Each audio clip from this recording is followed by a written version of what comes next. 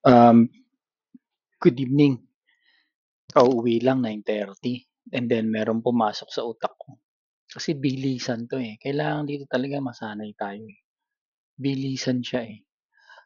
So anyway, meron akong naisip, ganito, ganito, dahil hindi natin alam kung saan matatapos. Alam natin saan mag-uumpisa pero matatapos kung hanggang saan 'tong, ah, impulse. Ito yung naisip kong paraan. So, kinuha ko na 'to, eh, pero mas maganda yung ngayon kasi meron akong nakitang iba. Anyway, kunyari ito yung impulse natin or uptrend natin, right? Kukunin natin yung parallel niyan. Kunin natin yung parallel, i-isolate natin yung high. Yung high is composed ng trend line saka yung ah, resistance. Kailangan wala nang didikit uli sa kanya, siya lang, right? And then after that, meron na tayong short. Ito na yung short natin. Yan na yung short natin. Right? Yung pag-entry, yun ang tinatanong natin, yung pag-entry. Ngayon, dahil yan na yung short natin, paano natin ni-entryhan yan? Puntahan natin sa lower time frame. Let's say, kung ito yung, kung yan yung pinakadulo natin, nakita na natin kasi na-isolate na natin, right? Punta tayo ng 1 minute. Ng 1 minute.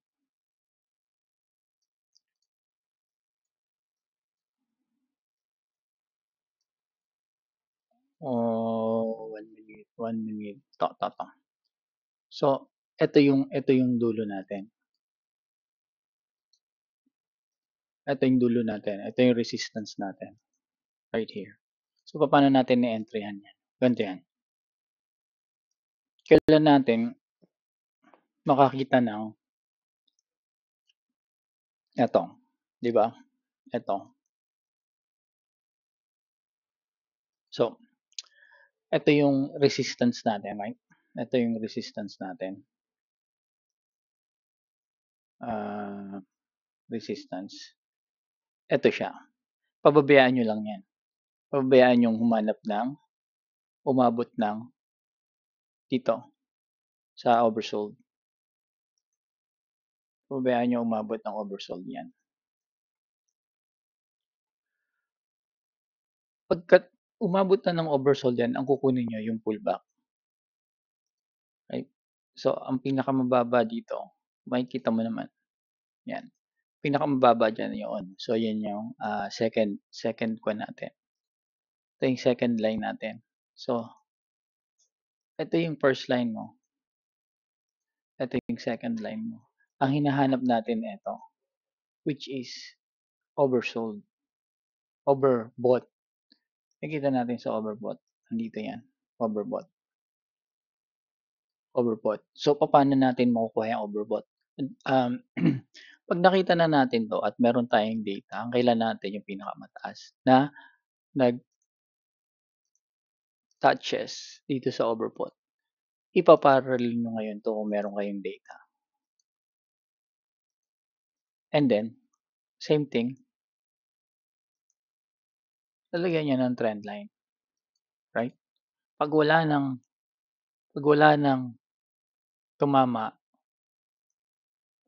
tumama, right? Yan, wala nang tumama. Ito ngayon ang stop loss nyo. Ito ang entry natin. Somewhere around here ang entry natin. Sell short. Somewhere around dito, entry natin. So, ito yon. So, ma-isolate mo yung entry mo. Yan din ang stop loss mo. Or kung gusto mo, dito ang stop loss mo. So, pag tiningnan natin to,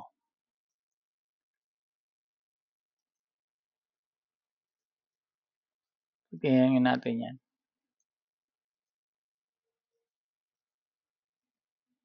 Sa 4 hours, right?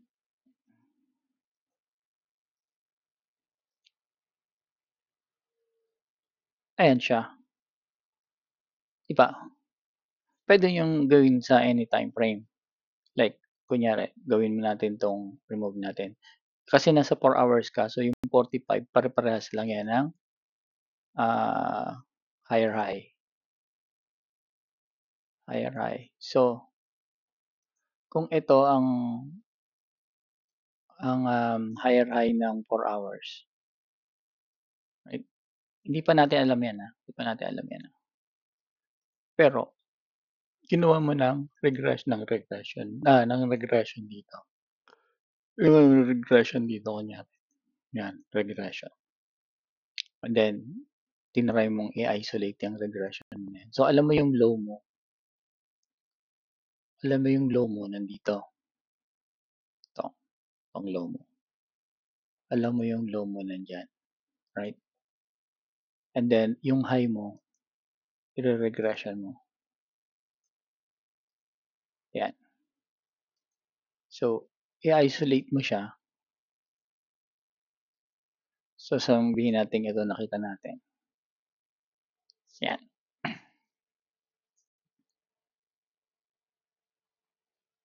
Pababayaan mo 'yan, right?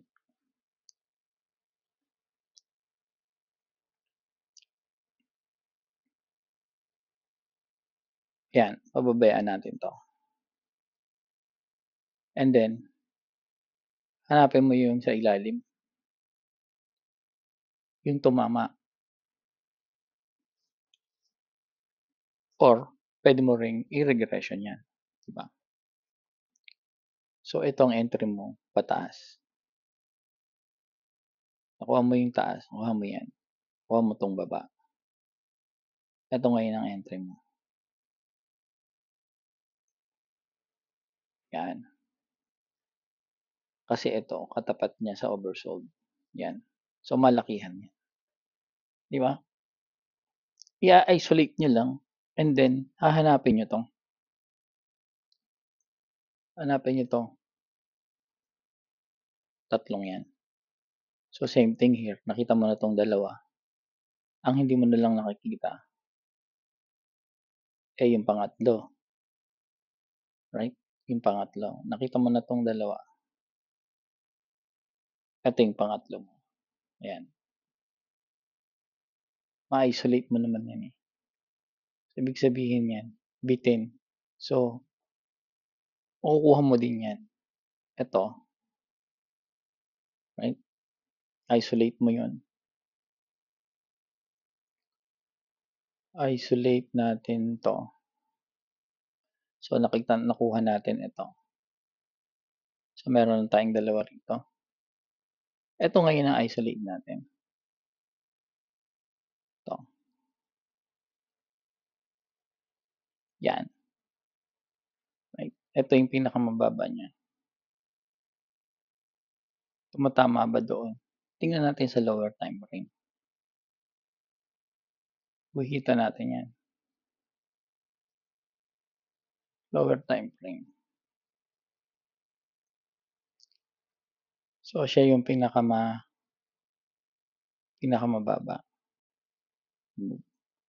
So, ibig sabihin, ito ang entry natin sa long, ito ang stop loss, 'yan. Kung ito nagbabalak,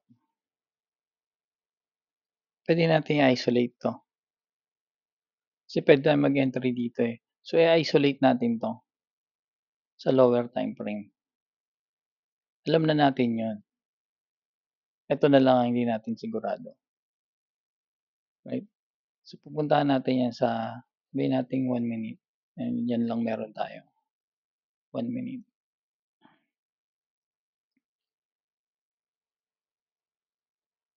5 minutes, 'to, 'yan. Meron na tayong dalawa. Ito lang ang hindi natin na-isolate, yung pangatlo. So, anong gagawin natin diyan, ipa-parallel natin 'to. Hintayin natin niyang matapos.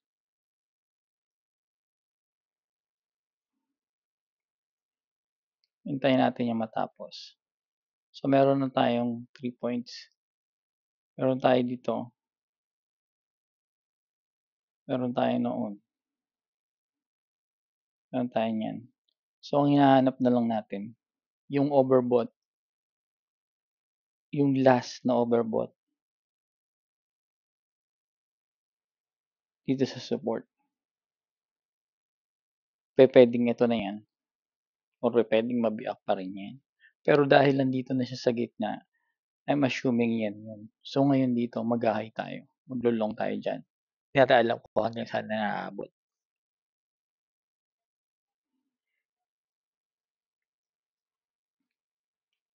Subukan natin mag-long.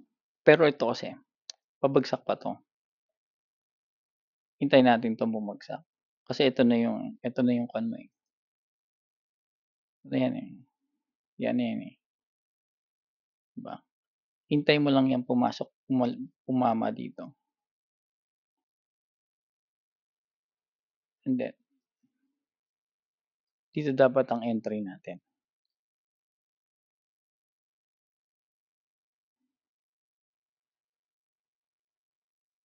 Yan. Mas maganda yan kung yung lahat ng candle papalo dito. 'Pag ganito kasi parang pullback lang yan, eh, hindi pa yung pinaka-major pullback, eh. Yan, ito lang ang stop loss mo.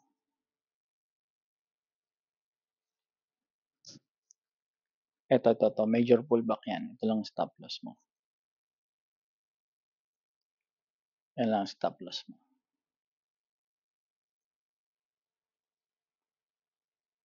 Yan. So, subukan natin 'to. Isolation. 'Di ba? Try nyo. Pwede yun. Para malaman nyo kung paano tayo magte-trade. Hindi tayo malilito. Ito na. Okay. Mag-entry tayo dito. So, future ADA.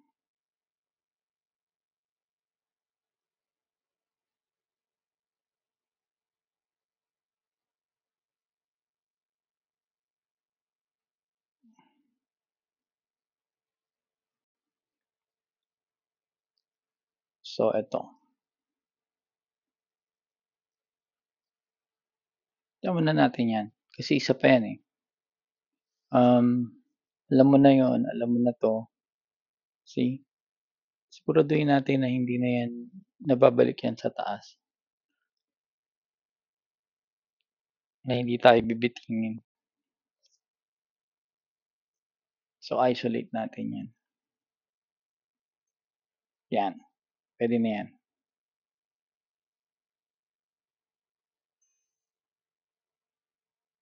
So, itong stop loss natin. 0.9980. Yan. Okay? Pag tinignan natin to ulit sa 15 minutes. Ito.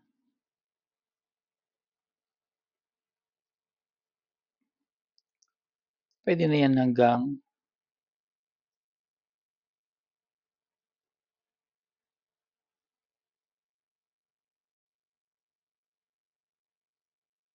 yan, ito. Hanggang dito.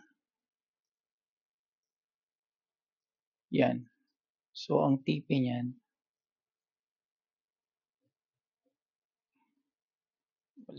pataas pala. Ang TP nito,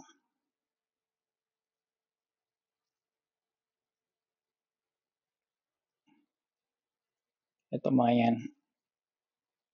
Kasi ito siya.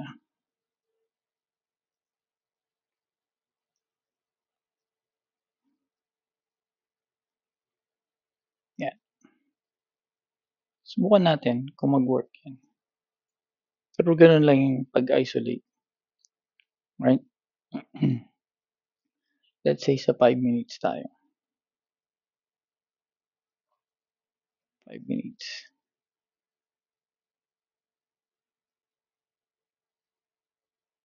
So, alam na natin to. Ito yung pinakamababa, right? Na na-isolate natin yan. Tapos na-isolate din natin yan, di ba? Na-isolate din natin to. So, yan. Ayan yung support. Ayan.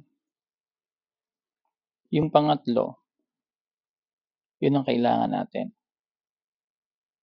Pangatlo kailangan. Kailangan natin lahat. Pero yung pangatlo, dun tayo mag-entry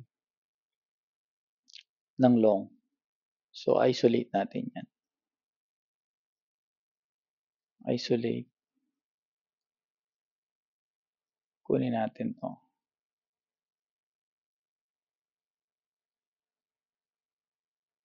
And then, makuha mo yan. Pwede mo yang pabayaan. Pwede mo itong pabayaan. Hintayin mo to. Dito ka mag-entry. Ito ang entry mo. Buy long.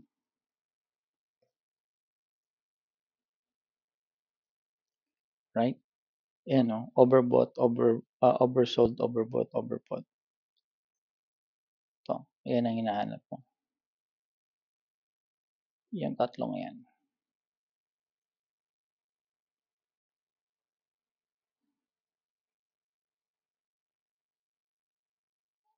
Ito. Yan. Ito ang stop loss mo.